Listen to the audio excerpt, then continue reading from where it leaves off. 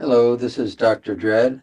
We're here at Anchor Studios in Kingston, Jamaica, with the artist Written, and I've been working on a new album with him. It will be his first LP, and it's nice to be with you here today, Written. Yeah, it's a joy being here in this moment, isn't it? Yeah, I feel good. Everything is great with me. You good? Yeah, man, very, very. Nice. Well, you've been doing some great work this week, and I really love it. I see, Very see. excited for this album. So I'm very excited to be working with the ones them, isn't it? It's like a punch in the gut that you need, you know? Nice. Give Yeah, thanks for that. see. So tell us a little bit about yourself and your upbringing here in Jamaica.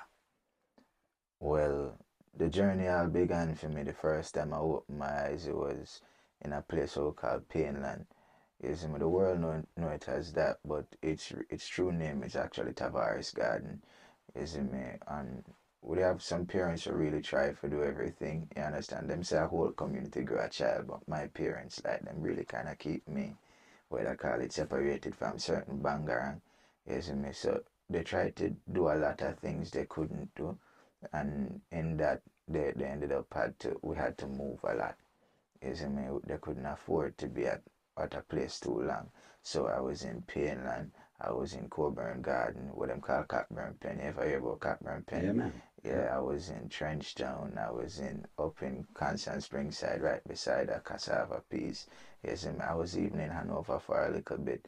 Yes, all of that little move around there, I'll tell you, some people might say it's bad. I'll say it's the best thing ever happened to me. Mm, I got to see how different walks of life and different people communicate with them one another and interact. Yes, what I say. So yeah, interesting. So when did you start to take an interest in music? it music. I won't say I started to take an interest in music. I'll say music just happened.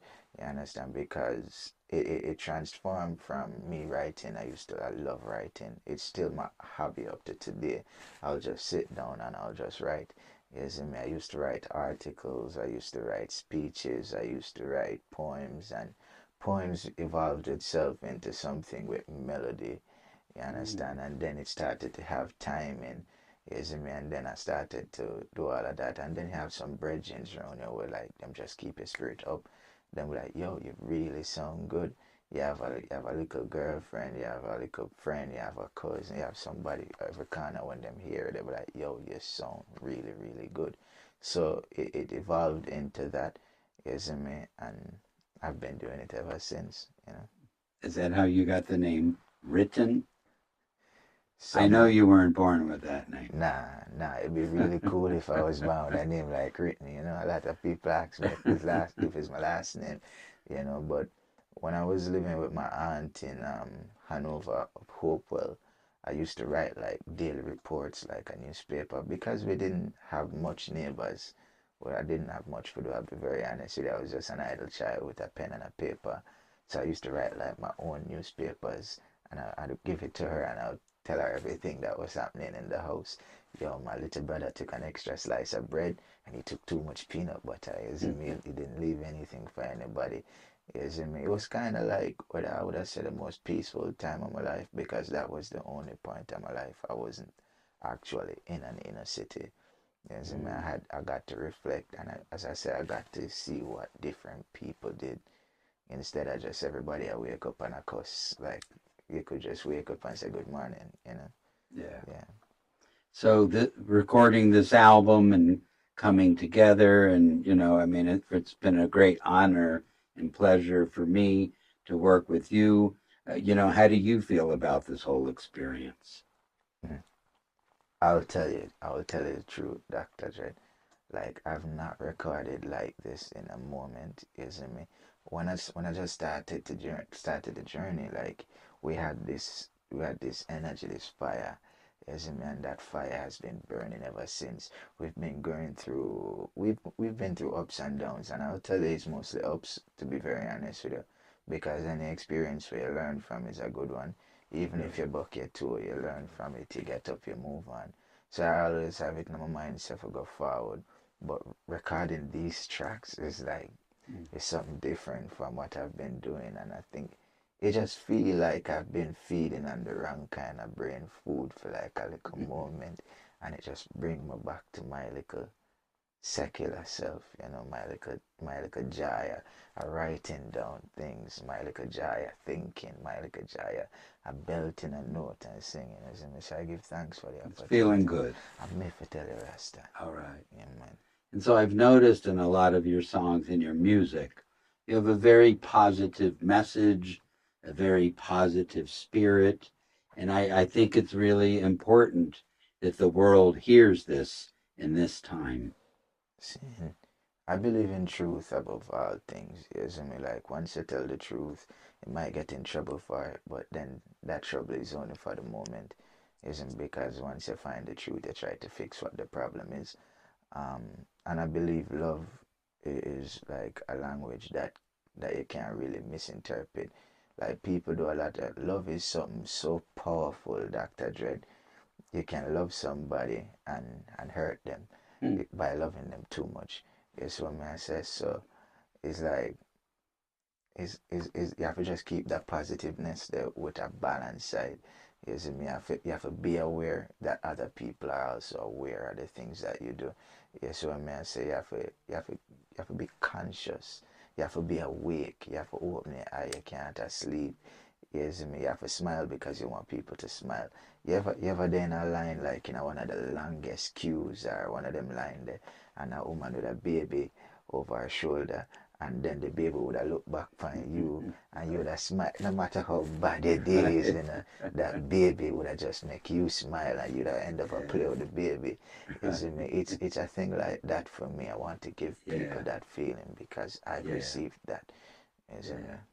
So obviously to me, you've been connected to a lot of positive and good things through sighting up of Rastafari. So can you tell us a little bit about how this came into your life? Like Rastafari, the journey for Rastafari, I would definitely say it started from the beginning. You see me? Because I've always been a different kind of child because I've always been open to listening and reasoning and stuff. You see me? The way I Rastafari, I know a lot of people would mix it up with like religion and stuff and thing, but I genuinely think it's just the right way to live. I think living without the worries of what the system can do to you is quite a free thing. You see me? And if I go really deep throughout the whole things, I've learned a lot of things about Rastafari from books, from friends, from family. Um, but the realest thing I've learned about Rastafari is that as a youth you should know yourself. You understand? You should learn to love people unjudgingly.